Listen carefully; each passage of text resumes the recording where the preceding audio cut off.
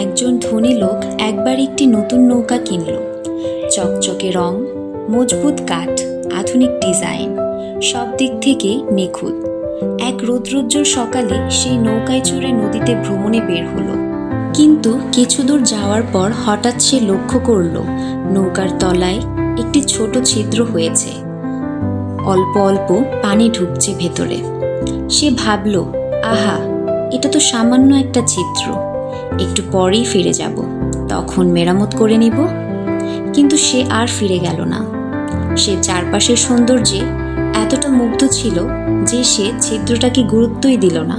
সময় গড়াতে গড়াতে পানি ঢুকতে থাকলো, আর এক সময় নৌকার ভেতর এতটা পানি জমে গেল যে তা আর সামলানো গেল না। নৌকা ধীরে ধীরে ডুবে গেল। একটা ছোট ছিদ্র থেকে শুরু হয়ে ধ্বংস হয়ে গেল পুরো নৌকা। আমাদের জীবন অনেকটা এই নৌকার মতো। একটা ছোট ভুল, একটা ছোট অন্যায়, একটা অবহেলা, যা আমরা অসুবিধা না তো বলে এড়িয়ে যাই, সেটি একদিন আমাদের জীবনকে ডুবিয়ে দিতে পারে।